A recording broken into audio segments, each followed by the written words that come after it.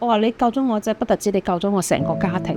點解我用咗2年嘅時間去做訓練，個後果出嚟唔夠1個月呢？而家呢一刻佢係有我，佢嘅眼望住我係有我噶。希希而家6歲，個醫生同我講話佢確診嗰陣時，嗰一刻個天變咗灰色啦已經。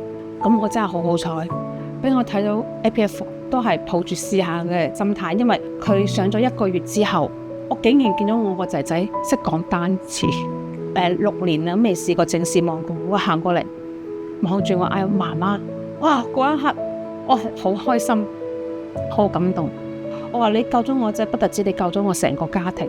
佢識講嘢已經就係一個希望嘅我。由嗰一刻開始，我就覺得我要繼續俾佢再發展落去。另外一樣嘢令我最困擾嘅，佢係唔定啊，佢完全唔受控制，變咗我帶佢出街呢一樣嘢，我好困難，我好驚。上咗1個月之後，我拖住佢，佢肯定定地跟我個方向去行。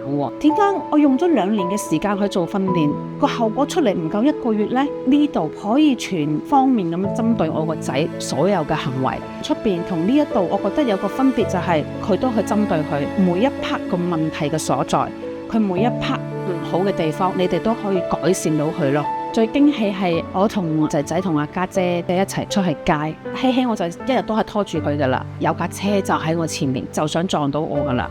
咁希希竟然呢，拖住我嘅手掹翻我上嚟，佢係攬住我，媽媽咁樣嗌我。我嗰一刻我就意識到，原來我個仔佢見到我有危險，佢有呢一個意識。我嗰一刻我就即刻攬住佢，我好開心。我話你知道媽媽有危險啊！佢雖然佢唔識好叻嘅表達，但係佢攬住我嗰一刻，我就知佢想表達啲乜嘢咯。因為佢開始大啦，我覺得最主要係我個仔喺嗰個情緒、自理能力同埋佢自己識表達、聽指令呢幾樣嘢，已經對我嚟講係喺第一位。而我仔識咗呢一啲嘢之後，學術我可以擺喺其次，因為佢呢段時間係最需要吸收嘅時間。如果你錯過咗呢個時間嘅話，會同佢一齊過得好辛苦咯。因為之前阿希希直情係沉溺喺佢自己嘅世界入邊，我成日都諗，究竟你嘅世界入邊有冇我啊？